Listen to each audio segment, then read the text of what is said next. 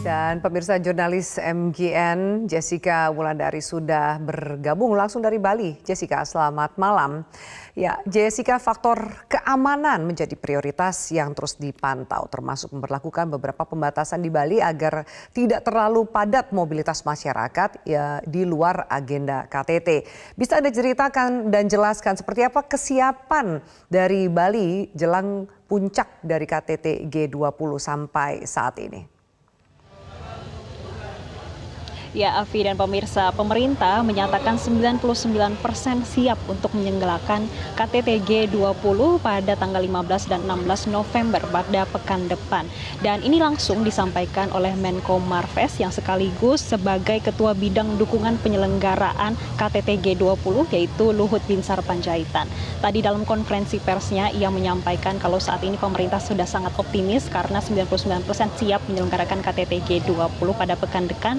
Dan ini melihat bagaimana sisi dari pengamanan. Luhut menyampaikan untuk sisi pengamanan ia melihat adanya sinergi dan juga kolaborasi antara TNI dan Polri saat ini dinilai sudah cukup matang.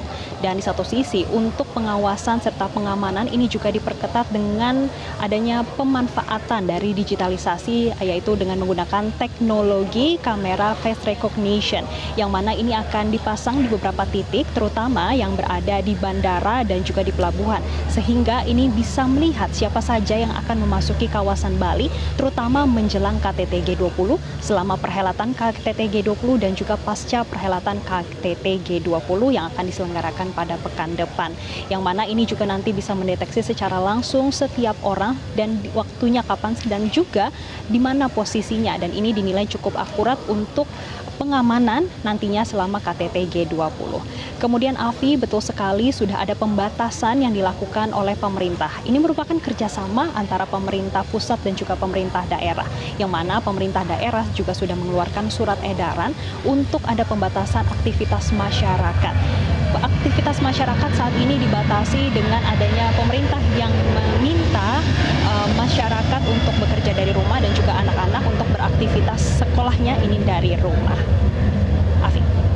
Baik, Jessica, kita tahu bahwa situasi global saat ini bersamaan juga dengan penyelenggaraan KTT G20 di Bali ini banyak persoalan kompleks yang akan dibahas. Apa yang bisa pemerintah Indonesia sikapi jika ternyata KTT G20 ini tidak menghasilkan komunike atau kesepakatan bersama para pimpinan negara yang akan berada di sana? Ya, Afi, tadi juga dibahas oleh Luhut terkait dengan apabila KTT G20 pada tahun ini tidak ada komunike ataupun kesepakatan antara pimpinan. Karena kalau kita melihat dari KTT G20 sebelumnya pun terjadi seperti itu. Namun ia menegaskan kalau ini bukan suatu permasalahan. Yang dilihat adalah bagaimana dampak dari KTT G20 terhadap perekonomian domestik dan juga bagaimana dampaknya ini terhadap perjanjian bilateral.